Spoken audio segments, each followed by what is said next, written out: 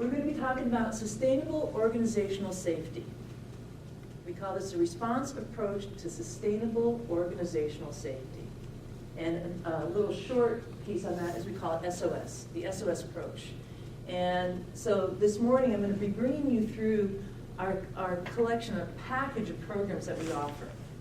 We really move beyond just staff development. And I see crisis intervention as much more than just having your staff trained. So I'll be getting into that. And what we consider the SOS approach and how I perceive the response crisis intervention model is providing a protocol, much like everyone, probably, has everyone here all taken basic first aid? We all have basic first aid, right? We all know that. We know airway, breathing, circulation. Look, listen, and feel. Those are standards of a protocol that are universal. I see the response model as emotional first aid. And we have a very set, defined protocol. So if you have someone here in Pittsburgh who has taken the response model, and they work with someone, well, Pennsylvania's the East Coast, but someone would say, actually, we're just teaching in the Caribbean, and the model is now the model for the island communities down there. So if you met up with somebody there, and you're on a cruise ship or something, and you've been trained in this model, and there's another response-trained person, you would know the same thing. You would be applying the same principles. Much in the same way that if a fire department in Harmarville was responding to an assist at Monroeville, they would all be doing the same thing. You wouldn't have people grabbing hoses and going in opposite directions. And so there's a good reason for that.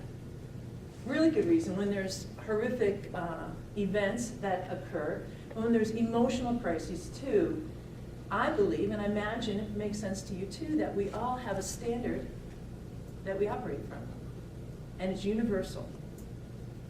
So the SOS approach is our umbrella of response at this point, and we provide a level of tiers I'll get into.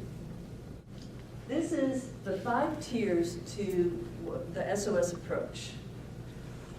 Tier 1 is staff development training. Tier 2 is the client's curriculum.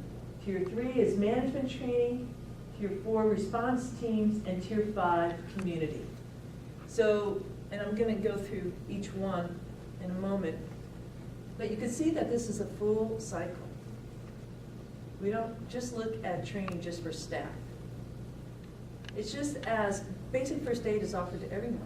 We start teaching basic first aid skills to kids in elementary school. Everyone has that. And we know that it works really well, that if you have some of those skills at home and there's a medical emergency, you might know how to respond. The same is true that if we're staff and we're the only ones or workers providing those skills and the clients we serve don't speak the same language, then there's a disconnect. So we really want to bridge that. So we see this as this full cycle, and it meets all of them.